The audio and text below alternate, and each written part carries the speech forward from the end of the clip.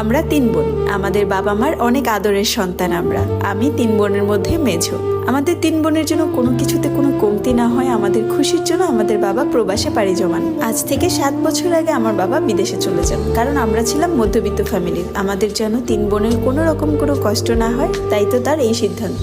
আমাদের বাবা প্রবাসে যাওয়ার 2 বছর পর আমার বড় বোনের বিয়ে হয়ে যায়। তারপর আমার বড় আপুর ভালোভাবে সংসার কাটতে থাকে। আমার বড় আপুর জামাইয়ের 2 ভাই ছিল, মানে আমার দুলা ভাই আর তার একটা ছোট ভাই ছিল। বড় ভাইয়ের সাথে আমার আপুর বিয়ে হয়, আর তার ছোট ভাই সৌদি প্রবাসী। একদিন আমার আপুকে তার দেবর বলে যে, ভাবি আপনার মেজো বোনকে তো কখনো দেখা হয়নি, ওর কথা তো সবসময় বলেন, ওর একটা ছবি পাঠান তো আমার কাছে। তখন আমার বোন আমার একটা ছবি পাঠায় ওনার কাছে। আর আপুর দেবর আমাকে এক দেখাতেই ভালোবেসে ফেলে, মানে তার কাছে নাকি আমাকে অনেক ভালো লেগেছে। আমার আপুকে বলে, ভাবি আপনার বোনের শুধুমাত্র আমার সাথেই বিয়ে হবে, ওকে আর কোথাও বিয়ে দিবেন না, ওকে আমিই বিয়ে করব। আর এতে আমার বড় আপুর রাজি ছিল, কারণ আমার আপুর চোখের মণি ছিলাম আমি। সে ভেবেছে একই বাড়িতে যদি 2 বোন থাকে তাহলে এর থেকে খুশির আর কি হতে পারে। তারপর আমার আপু আমাদের বাড়িতে বিষয়টা জানায়। আমাদের ফ্যামিলির লোকজনও রাজি ছিল আর বলেছিল যে আপুর দেবর বিদেশ থেকে আসলে আমাদের বিয়ে দিবে। তখন তো আর দেওয়া যেত না, কারণ তখন আমার বয়স মাত্র 13 বছর ছিল।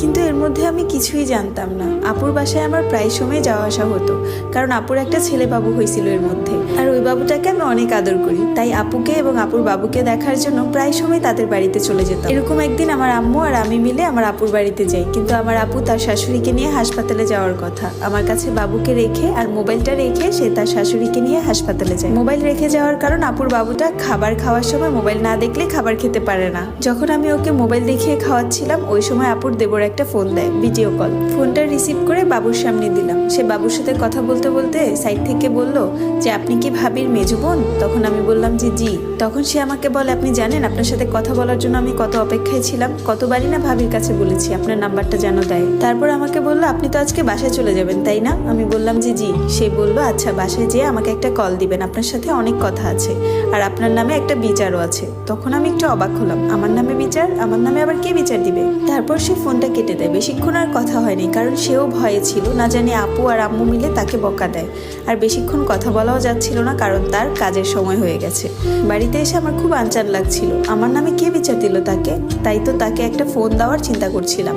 হঠাৎ করে বার ফোনটা হাতে নিয়ে 12:30টার দিকে তাকে একটা ফোন দিই, কারণ ওই টাইমে তার কাজ শেষ হয়। সে ফোনটা রিসিভ করলো। তারপর আমি তাকে জিজ্ঞেস করলাম, কেন বলেছেন ফোন দিতে? সে বলল, কেন বলেছি ফোন দিতে জানো? তখন আমি বললাম, কেন? সে বলল, তোমার আর আমার যে বিয়ে ঠিক হয়ে গেছে সেটা জানো? আমি তো আকাশ থেকে পড়লাম, কি বলে এই লোক, আমি তো এগুলো কিছুই জানি না। তখন সে আমাকে বলল, তোমার আম্মু আর তোমার আপু সব জানে। আমি তাকে তাড়া দিয়ে বললাম, আচ্ছা ঠিক আছে এখন রাখি, আম্মু জেগে যাবে, আমি বাহিরে এসে ফোন দিছি। তারপর সে আমাকে জিজ্ঞেস করলো,